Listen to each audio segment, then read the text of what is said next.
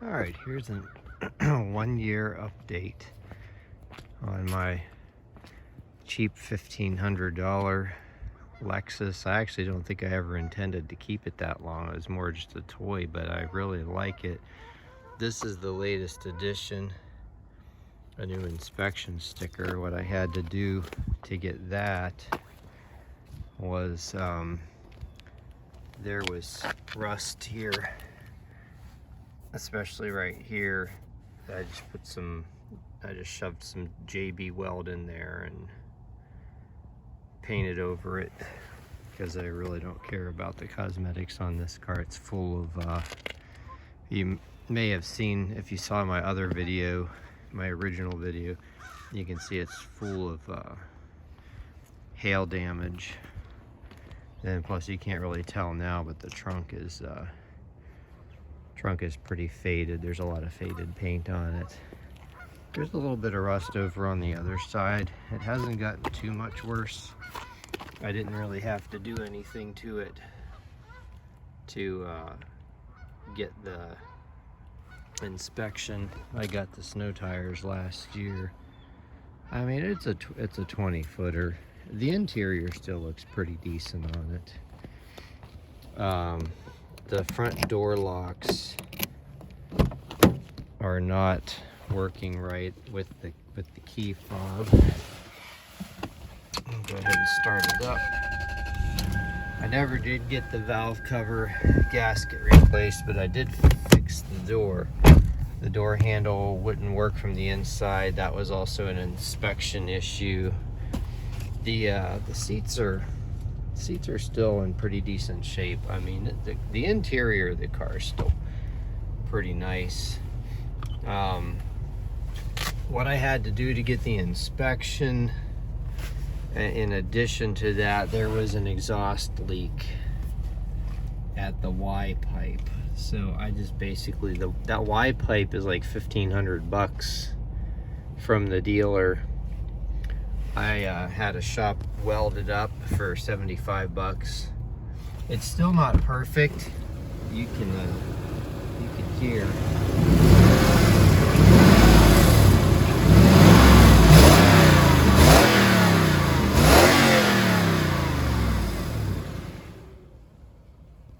But I think it sounds pretty good like that.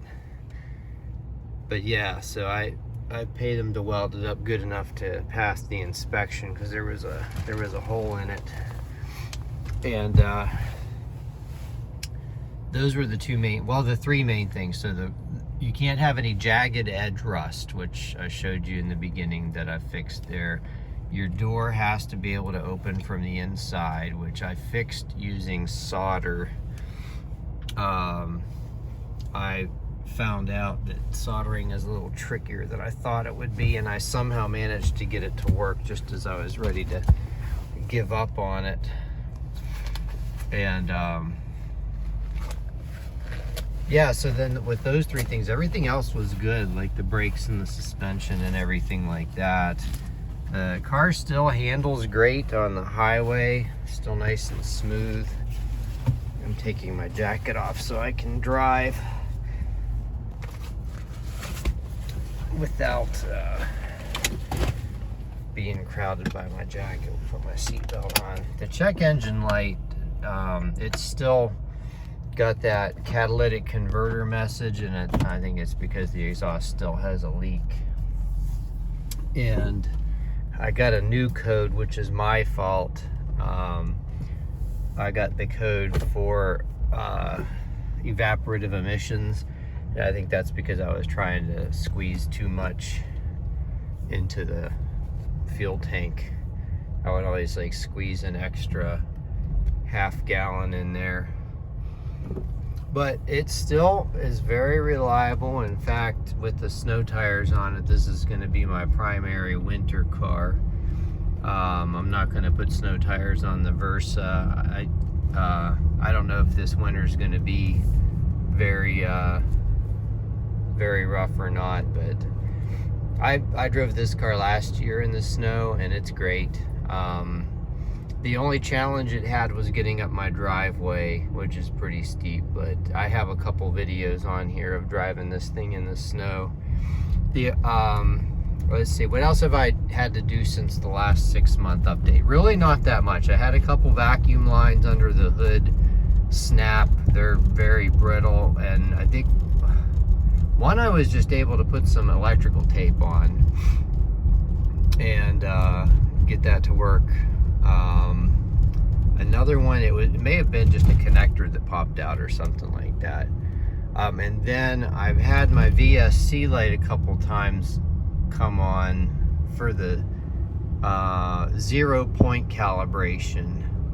So I was able to use my X Pros launch, whatever you call it, mini to do that. I don't know why it loses its 0 point, and then once I reset it, it's good for a few more months.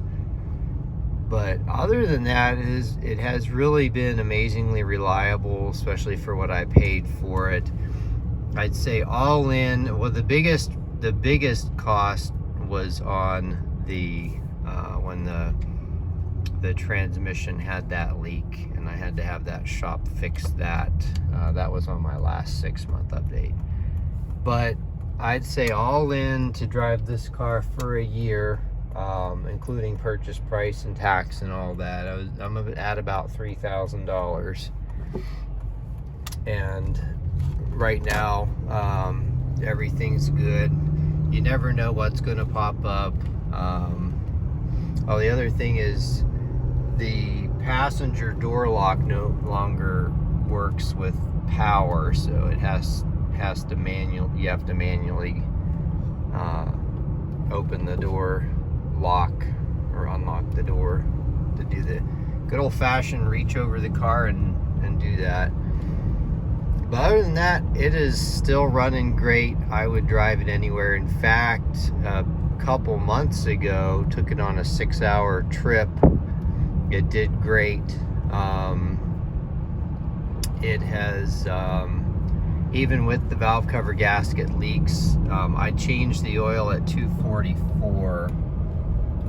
I don't know if that doesn't look like this is focusing. Changed the oil at 244. I'm almost at 249 now, and I did have to add 1 quart about 1,000 miles ago. I think that's from leaking. I don't think it's burning any oil, but yeah, that would be from the valve cover leak. And it was actually particularly wet after that 6-hour trip. But I don't know, I should probably worry about that, but I don't know if I want to mess with that because of the dipstick that you have to undo, or maybe dipsticks, and I'm afraid that I'll mess that up, and I hear that's kind of a pain in the butt to do. So for what I use this car for, I'm not really that concerned about that. I mean, I may at some point look into that, but yeah, mechanically it's fantastic. And yeah, so that's basically my 1-year update of the car. $1,500 purchase price, and it still basically drives like a new one. All right, well, that's it. Any questions or comments, feel free to comment below.